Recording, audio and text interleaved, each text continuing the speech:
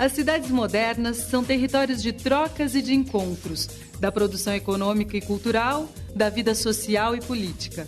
Espaço de convívio e de criação. É nas cidades que as pessoas se concentram cada vez mais. E a tendência é que esse fenômeno continue a se acentuar. Em 2008, a população urbana superou a população rural pela primeira vez na história. A FAO, Organização das Nações Unidas para Alimentação e Agricultura, estima que até 2030, 60% da população mundial estará vivendo nas cidades.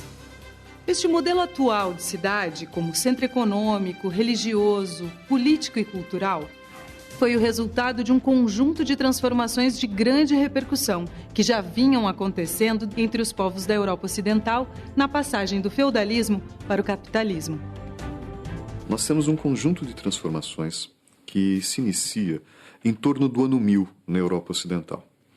Esse conjunto de transformações econômicas e políticas envolve, primeiro, uma recuperação da produção agrícola e, consequentemente, uma melhoria do ponto de vista da alimentação da população da Europa medieval ocidental e também um incremento das trocas, das transações econômicas, trocando os excedentes agrícolas. E essas mudanças elas vão ser fundamentais para mudar o feudalismo a partir do século X. O Mediterrâneo estava fechado, ele foi reaberto na medida em que os europeus conseguiram se expandir para o sul, retomando algumas terras dos árabes.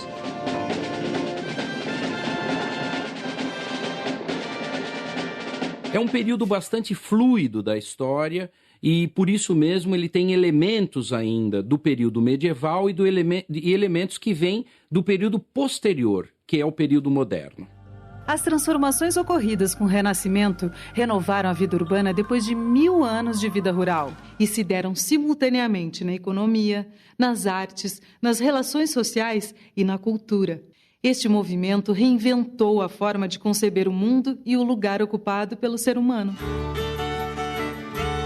No campo, por exemplo, a introdução de técnicas agrícolas revolucionárias para a época, como arados e moinhos hidráulicos, além de aperfeiçoamento de métodos organizados de plantio, aumentaram a produção e a oferta de alimentos.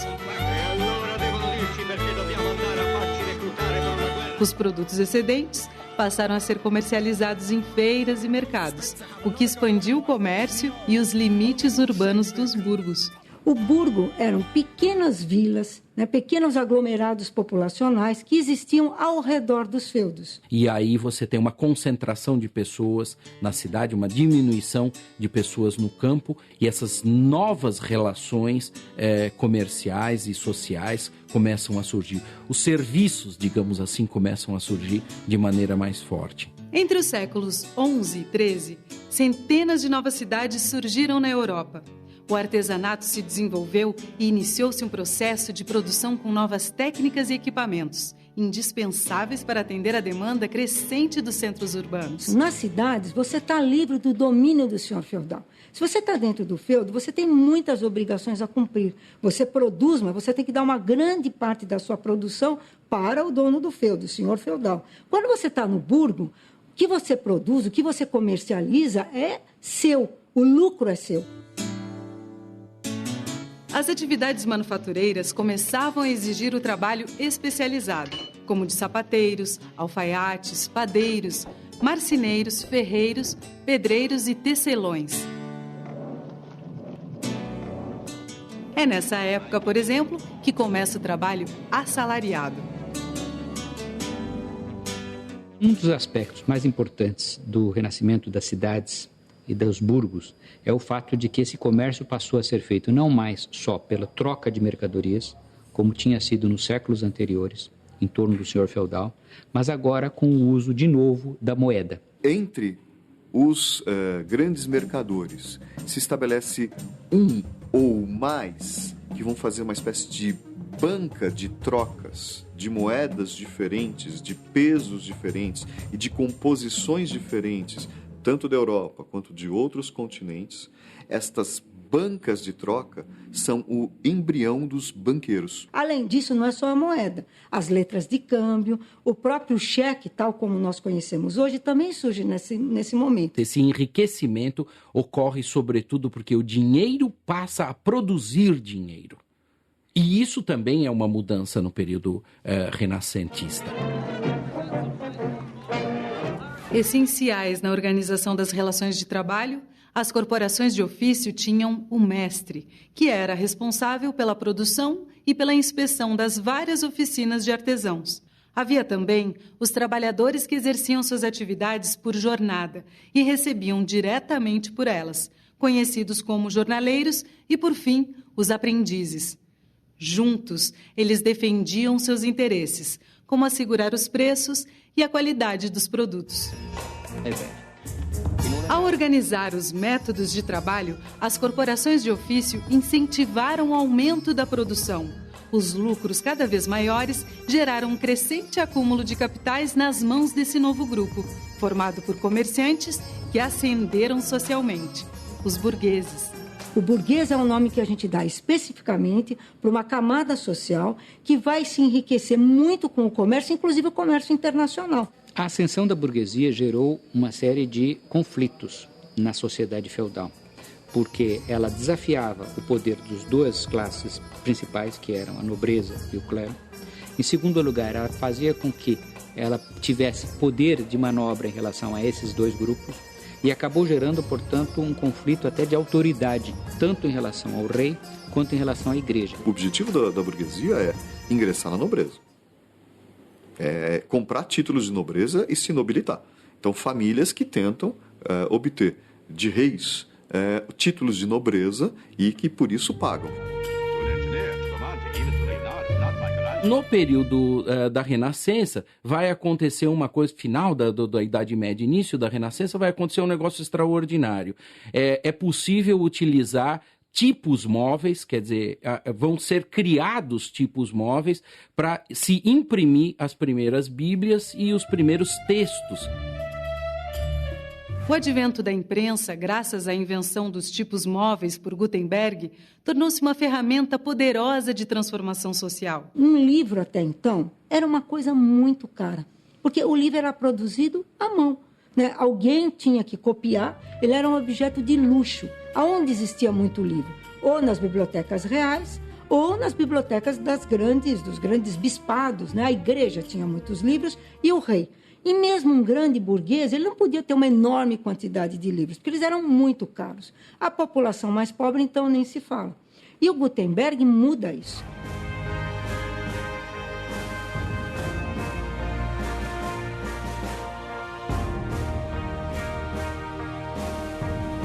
Associado a isso, as escolas que eram na maioria rurais e tratavam somente do ensino de religião começaram a surgir nas cidades.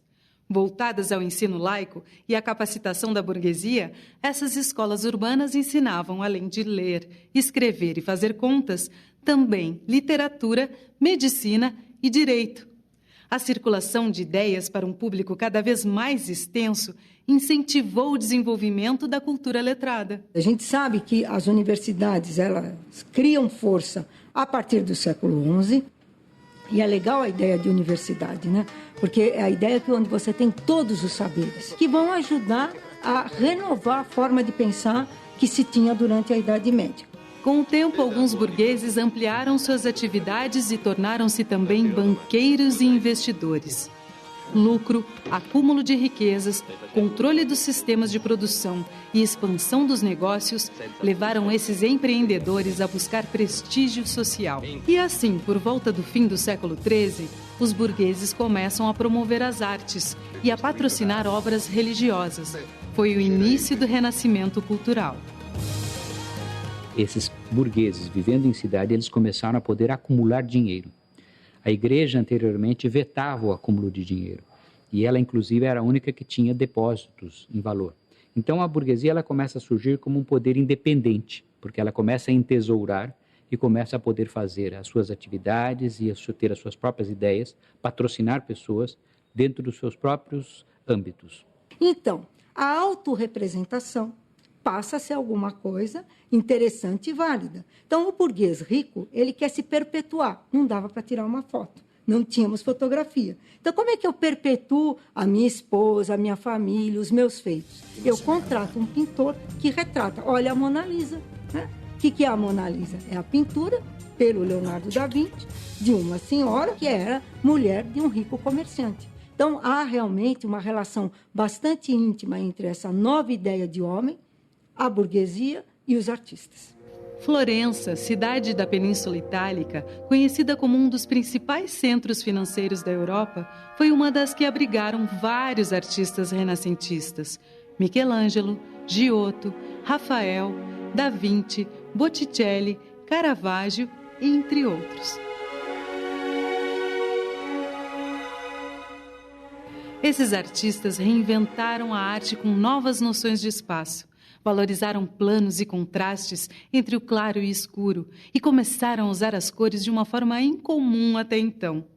Havia preocupação com detalhes e com equilíbrio das formas.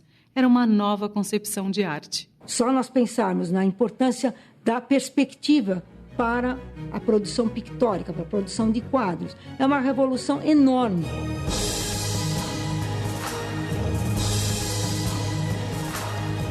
Na literatura e na filosofia, nomes como Camões, Cervantes, Maquiavel, Montaigne e Erasmo escreviam sobre as qualidades do ser humano, seus defeitos e angústias. Compreender os fenômenos da natureza com base nas leis da matemática e defender a ciência livre dos dogmas religiosos foi o desafio de cientistas como Copérnico, Galileu, Vesalius e Kepler.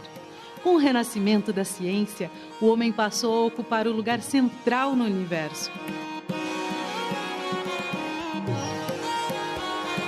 Se a gente olhar para o Galileu como um membro da Renascença, não é assim que se faz classicamente, mas se a gente olhar como um membro da Renascença, começa a haver não uma reação, mas uma necessidade de separação desses dois textos, da interpretação do texto religioso e da interpretação do texto da natureza. Nesse momento, você tem de novo a ideia de que o homem é a medida de todas as coisas, que ele pode compreender, que ele é capaz de explicar o universo. Não é por acaso que é nesse momento que você começa a ter os desenvolvimentos da ciência.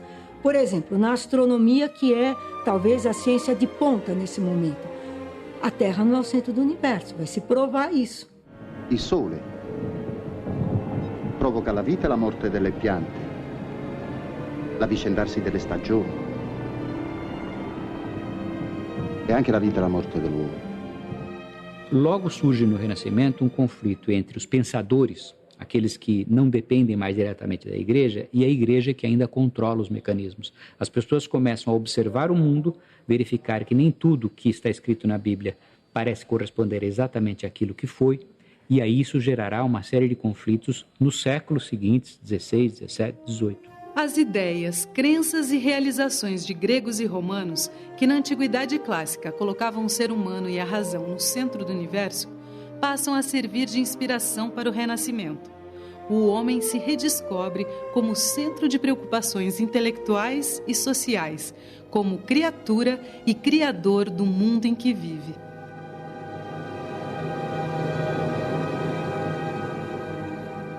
Há uma mudança muito importante nesse período do Renascimento, que é justamente a substituição de Deus como centro do universo para o homem.